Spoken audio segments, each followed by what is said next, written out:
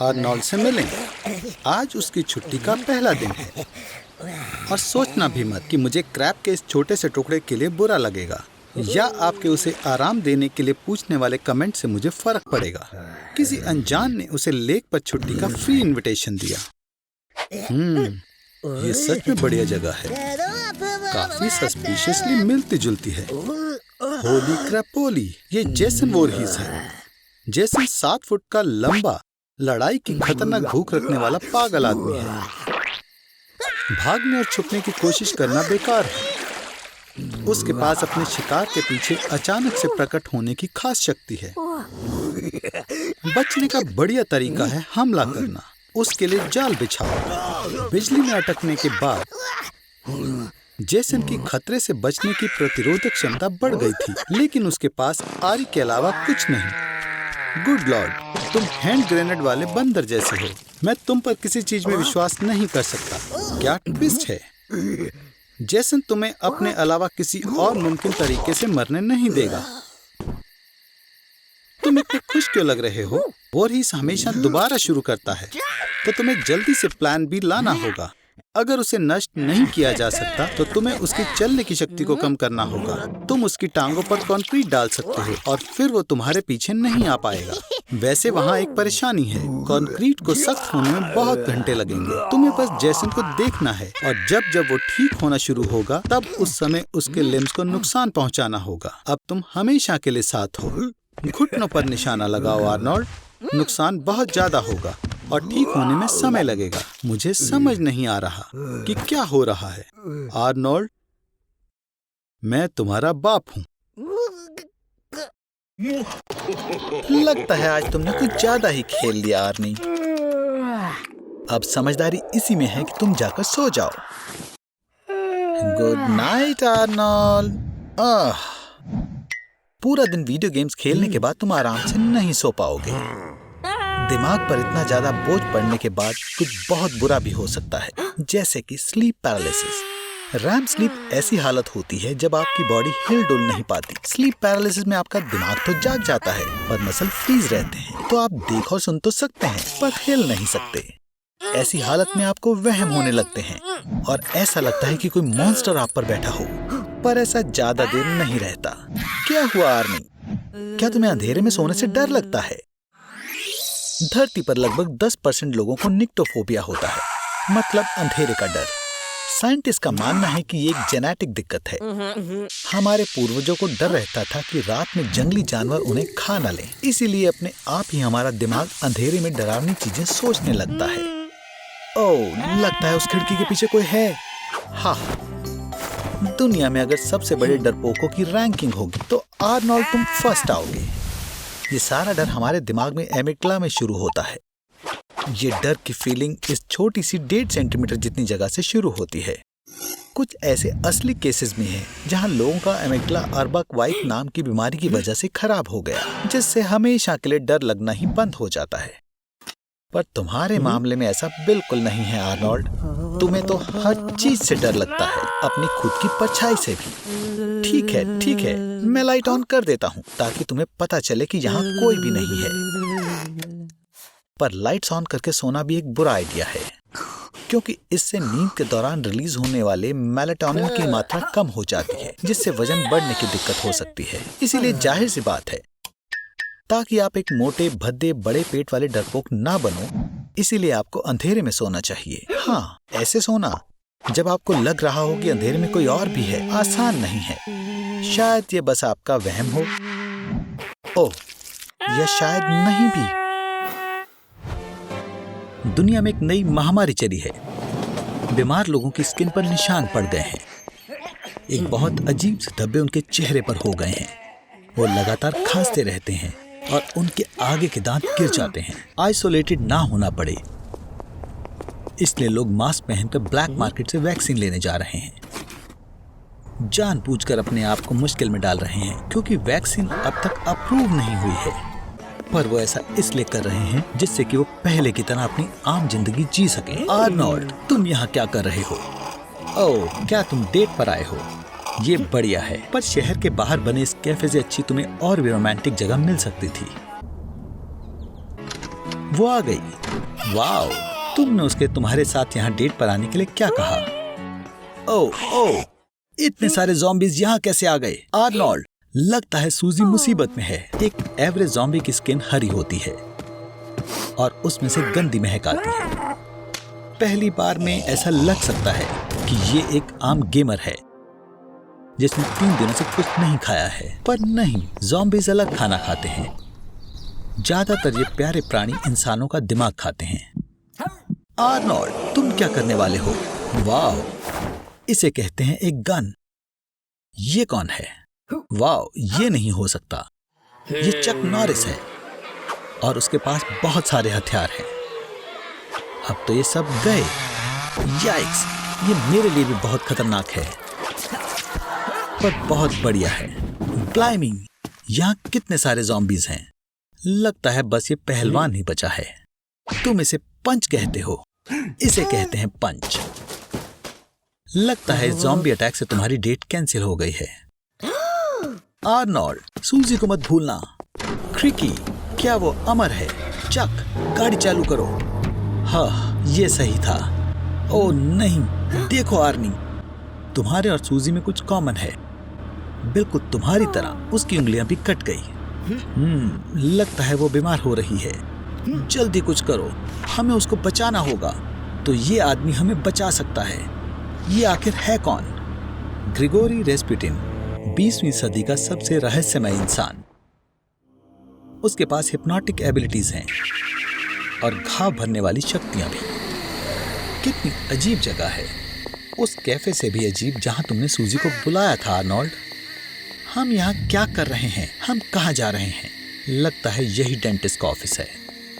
100% डरावना। हे, इससे पहले कि देर हो जाए, क्या हम रुक सकते हैं? यहाँ सब कुछ रशियन ट्रेडिशंस के हिसाब से बहुत बढ़िया है। वोडका, बालालाइका, बियर्स और सुबह तक नाचना। और ये आदमी है जो हमें चाहिए था, ग्रिगोरी रेस्पुटिन। ये रहा वो पहलवान। लगता है हमारे लीडर ने 80 प्रूफ पोशन पी लिया है। तुम्हें उसकी चिंता करने की जरूरत नहीं है। सभी लोग नई वैक्सीन के बारे में बातें कर रहे हैं। कई लोगों ने उसे खुद पर लगा भी लिया है, पर लगता है इसका साइड इफेक्ट हो गया और लोग ज़ॉम्बीज़ बनने लगे। ये रेस्पुटिन लड़का तो एक नेक्रोमैंसर निकला। उसने सिचुएशन का फायदा उठाया और एक वैक्सीन बना दी जो वायरस को खत्म कर दे, पर इस जिंदा लोगों को ज़ॉम्बीज़ बना देता है। चक भी हैरान हो गया। चक, तुम्हारी बारी। हे भगवान, वो ये कैसे करता है? वो वॉकर टेक्सास रेंजर से भी बढ़िया है। तो वैन डैम ने इससे लड़ना सीखा था। ओह, तो वो आ गया। इस पहलवान को हराना आसान नहीं होगा। आर्मी, अब बस तुम ही बचे हो। याद रखो जो सब मैंने सिखाया था, और सबसे जरूरी कि कोई दुश्मन नहीं। आर्नोल्ड, क्या तुम? मुझे पता था। गुड बाय आर्नोल्ड, तुम अच्छे लड़के थे। ओह, अब मैं समझा। कितना अच्छा ट्विस्ट है। आर्नोल्ड, मैं तुम्हें मुबारक देता हूँ। अब तुम्हारी शादी होने वाली है, चाहे ज़ॉम्बी से ही। लेकिन तुम भी एक ज़ॉम्बी हो, पर इसमें अलग क्या है? हे, स्टोर में खाना बंद करो। ये सब्जियां जीएमओ, जेनेटिकली मॉडिफाइड ऑर्गेनिज्म हैं। इस टमाटर में सिल्क वॉर्म जीन है और तुम्हारे आम खीरे में जेनेटिक तौर पर इंसानों वाली 40% सिमिलैरिटी है। लेकिन डरो मत, जीएमओ डरावना नहीं है और मुझे पता है कि ये तुम्हें कैसे साबित करना है। चलो, तुम्हें जेनेटिकली मॉडिफाई करते हैं आर्नोल्ड। इंसानों पर ऐसे एक्सपेरिमेंट करना गैर कानूनी है, लेकिन 2018 में चाइना में 2 जेनेटिकली मॉडिफाइड बेबीज पैदा हुए थे। उन्हें HIV से लड़ने के लिए प्रोग्राम किया था। अब हम पेंटागन की सबसे सीक्रेट लेबोरेटरी में हैं। वो यहाँ GMO सोल्जर्स बनाते हैं।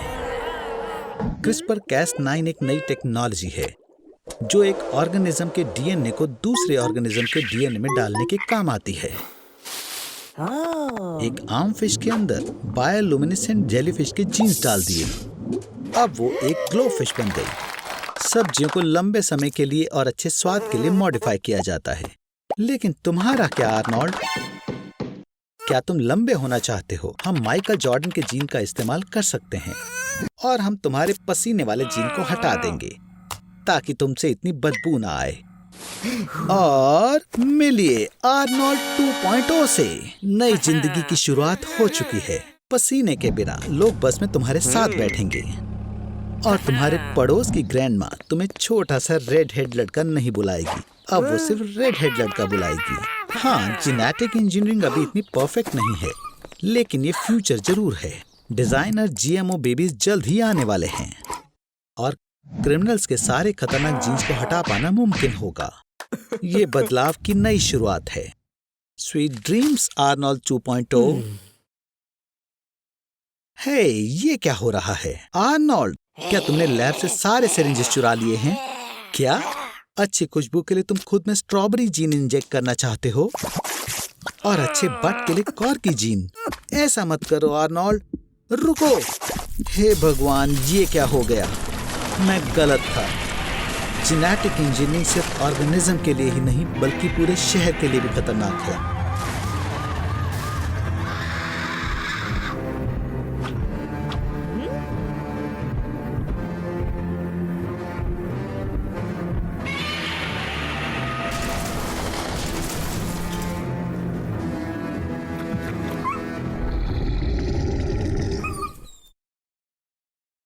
पापा।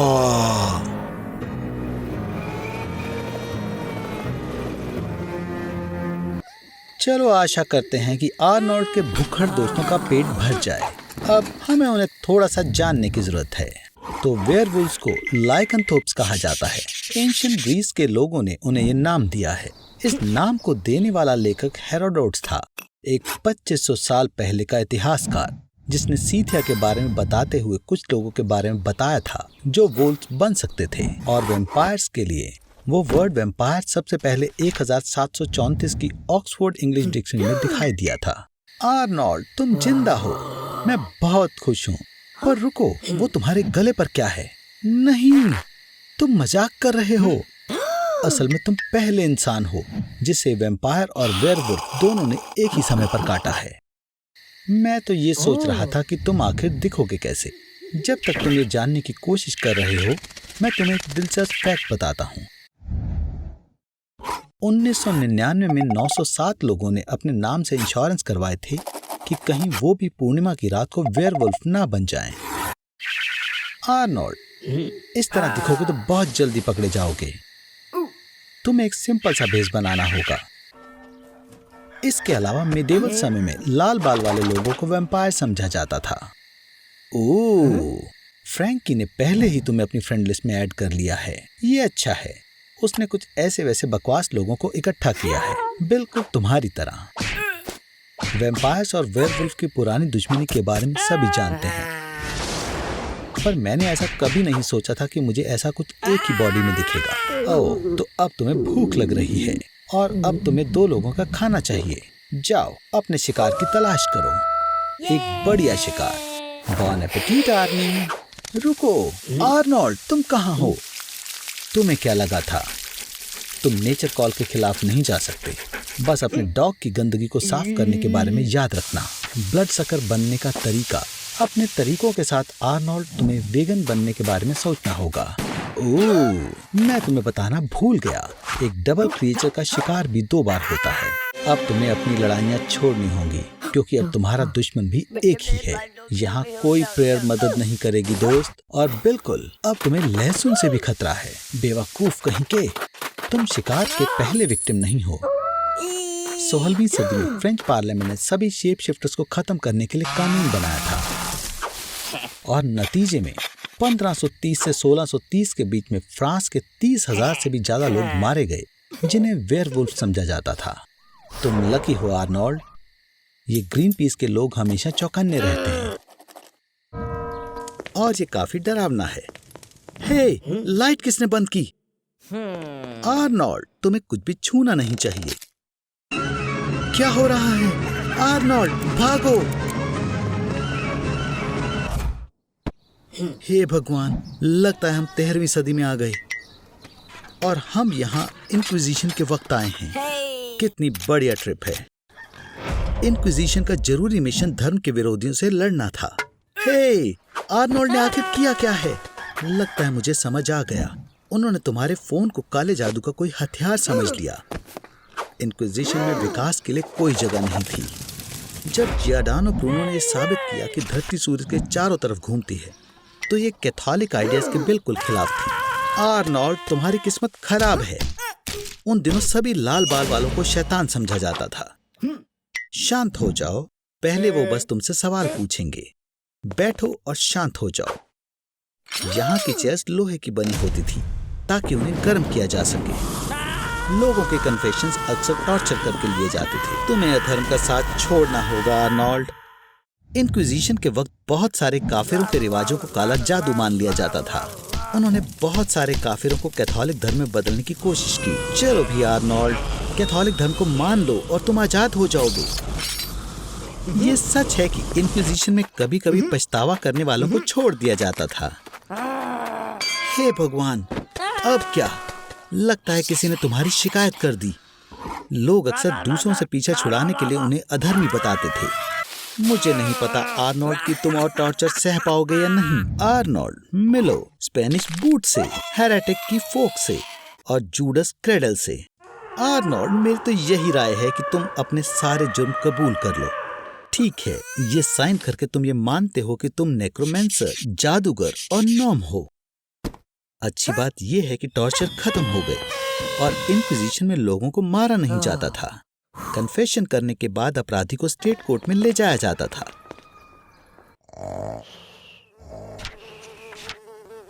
शांत हो जाओ आर्नी, कोई तुम्हें जलाएगा नहीं। कानून के हिसाब से वो बस तुम्हारा गला काट देंगे।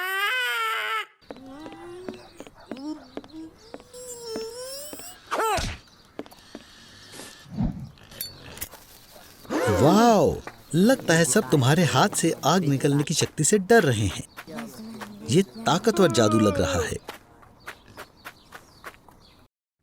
तुमने हमारे साइंस शो के दौरान बहुत टेलीपोर्ट किया है, पर क्या तुमने कभी ऐसा सोचा कि टेलीपोर्ट कैसे काम करता है? समय के जरिए ट्रेवल करने के बहुत सारे तरीके हैं। चलो वॉर्म होल के साथ शुरू करते हैं। तुम कहाँ जाने के सपने देख रहे थे? ऑस्ट्रेलिया में? कोई बात नहीं, अंदर आओ। एक wormhole space time continuum वाली एक टनल है जो थियोरेटिकली आपको कुछ ही सेकंड में दुनिया के किसी भी पॉइंट पर भेज देगा, पर समय रिलेटिव है आर्मी, और तुम्हें इसमें शायद कुछ ही सेकंड लगेंगे, पर पृथ्वी पर दशक बीत सकते हैं। बधाई हो आर्नी, तुम ईयर 2050 में ऑस्ट्रेलिया में हो।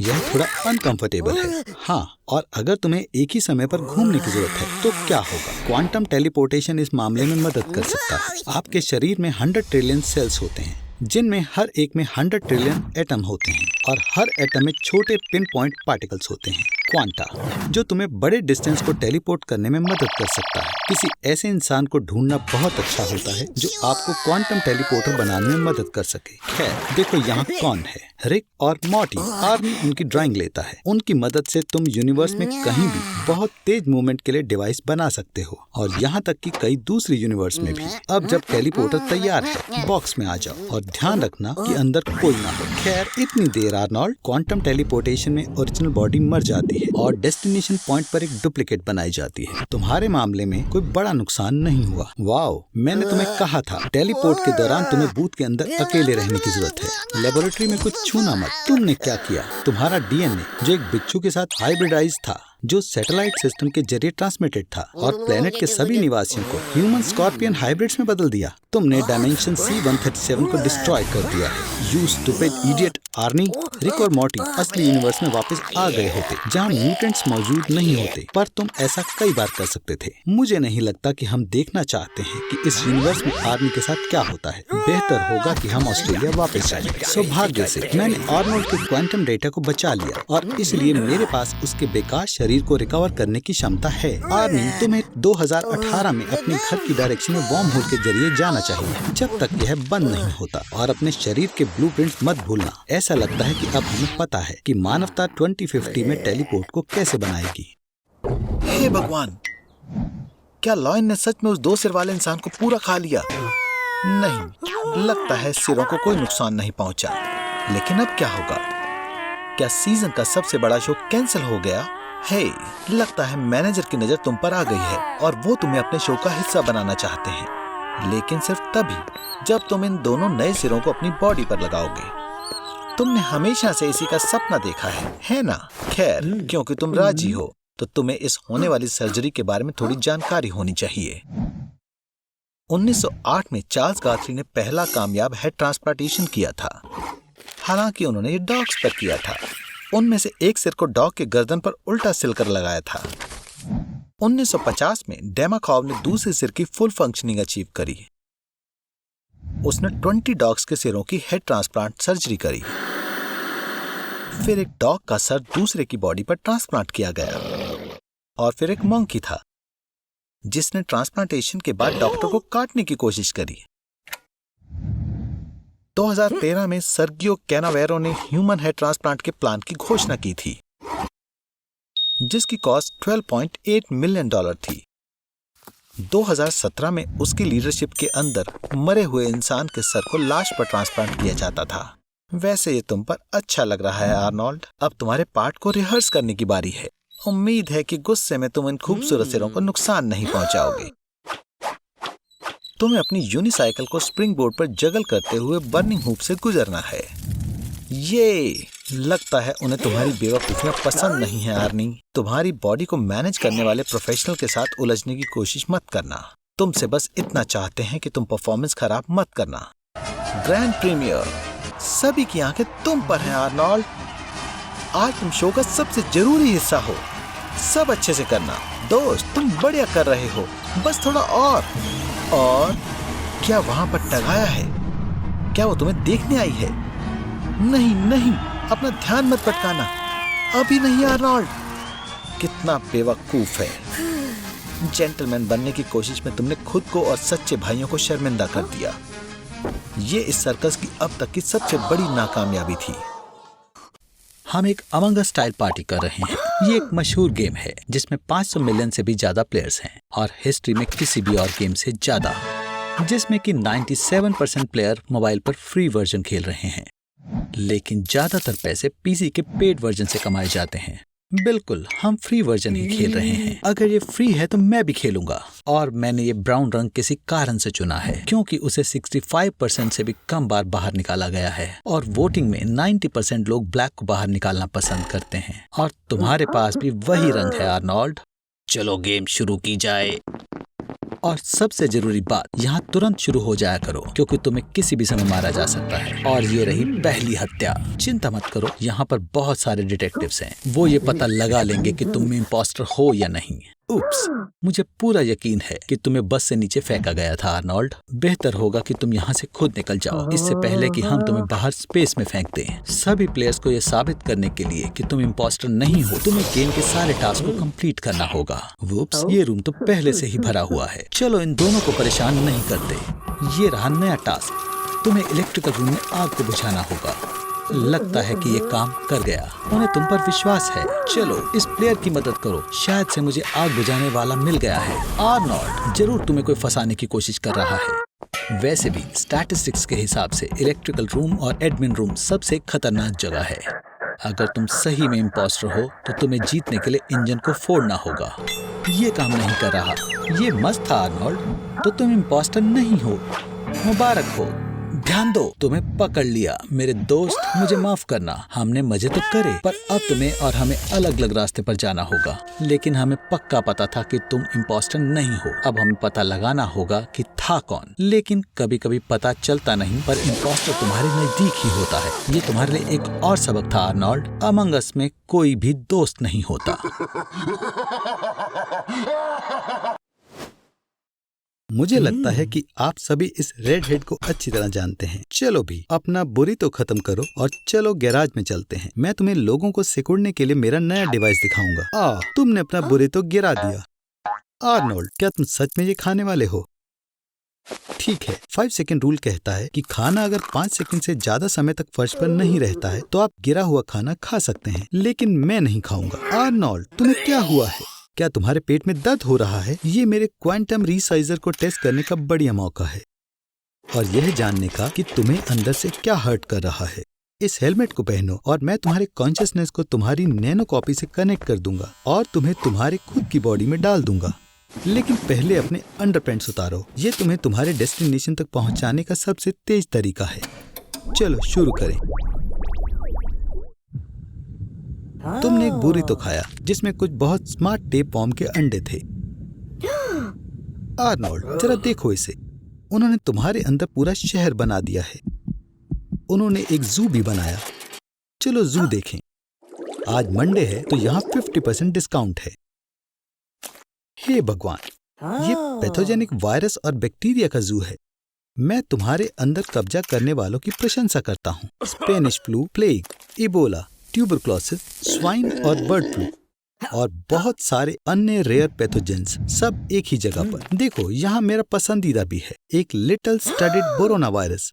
ये सैड हॉट डिसीज के नाम से भी जाना जाता है। वे खास तौर पर हॉर्सेस, काउज, रेबिट्स और दूसरे जानवरों को प्रभावित करता है। आर्नोल्ड, अगर मैं तुम्हारी जगह होता तो मैं पिंजरे में कभी हाथ नहीं डालता। ऐसा पता लगा है ये इन्फेक्शन मानसिक विकार का कारण बनता है।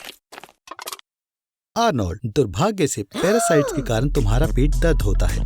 देखो, वो तुम्हारे इंटेस्टाइन्स में एक हाईवे बना रहे हैं और तुम्हारे ब्लैडर में एक वाटर पार्क। अगर वो तुम्हारे सिर में एक डेटा सेंटर बनाते हैं तो तुम बाल्टी में सिर मारोगे। क्योंकि तुम्हारा सिर बहुत छोटा है, तुम्हें ये पता लगाना होगा कि जरूरत है कि उन्हें अपने शरीर से कैसे बाहर निकालना है। जितनी जल्दी हो सके अच्छा है। अगर तुम इस पेंडोरा के जू के सारे सेल्स खोल देते हो तो सबसे ज्यादा संभावना है कि यह आपको वॉर्म्स को बाहर निकालने में मदद करेगा। चलो आर्नोल्ड, आगे बढ़ो। तुम्हारे अंदर के वॉर्म्स के साथ रहने से बेहतर इबोला के कुछ दिन की कफ है।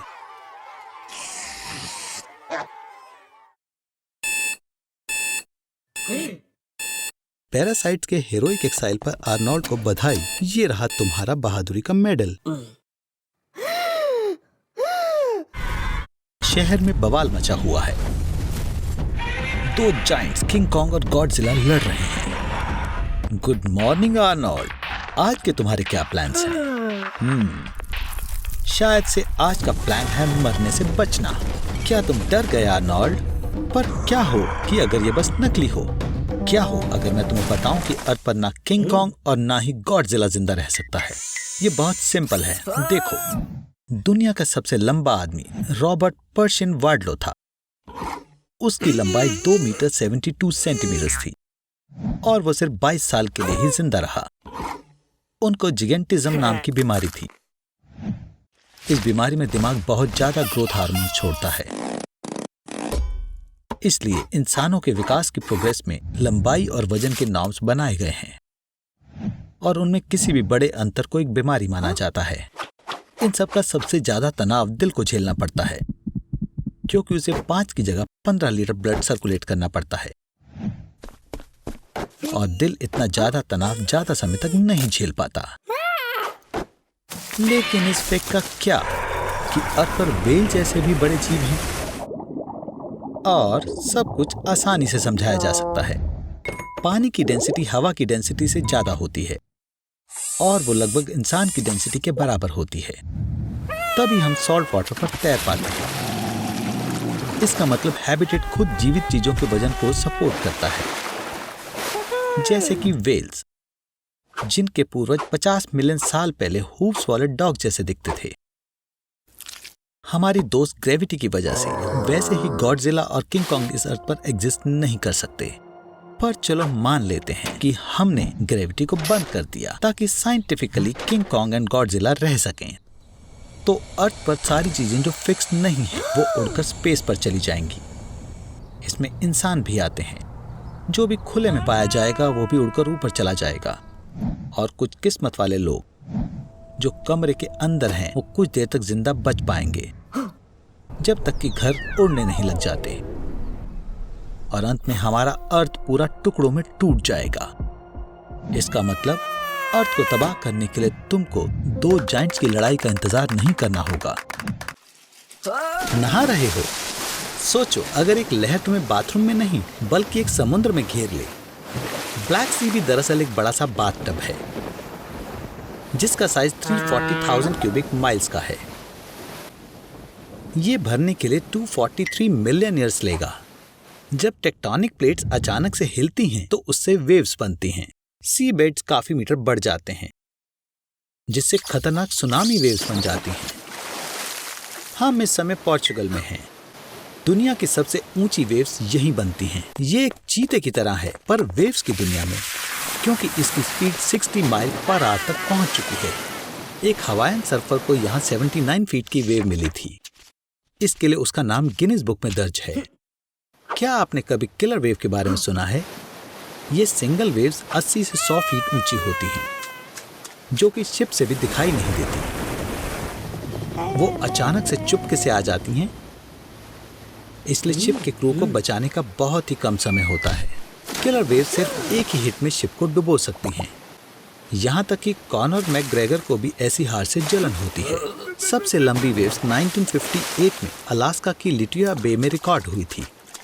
वेव 100 फीट की ऊंचाई पर पहुंची थी और बे के आसपास के पहाड़ों को कवर कर गई, जिसकी वजह से सी लेवल से 1700 फीट की ऊंचाई के खेत भी खराब हो गए। और ये 5.5 स्टैचू ऑफ लिबर्टी की हाइट है। किनारों पर प्रकृति खुद सुनामी आने की चेतावनी देती है। जानवरों को खतरा महसूस होने लगता है और वो जल्दी भागने लगते हैं या अजीब तरीके से बिहेव करते हैं। पक्षी झुंड बनाकर दूर उड़ जाते हैं। अगर आप जमीन पर हैं तो कार में बैठो, बाइक पर भागो। कुछ ना हो पाए तो कम से कम किंग कॉन्ग से लिफ्ट मांग लो। आपको सलाह है कि सी लेवल से 120 फीट ऊंचाई पर चले जाओ। आर्नोल्ड, बेहतर होगा कि तुम तो एम्पायर स्टेट बिल्डिंग के टॉप पर चले जाओ। स्काई स्क्रैपर की हाइट 102 फ्लोर्स या 922 फीट है। एलिवेटर 700 फीट पर मिनट की स्पीड से ऊपर जाती है, तो तुम्हारे पास पक्का समय है। ओह खैर, ये भी मुमकिन है। पानी के अंदर चिल्लाओ मत, नहीं तो तुम्हारा दम घुट जाएगा। किसी भी तरह से अपने आप को होश में रखो।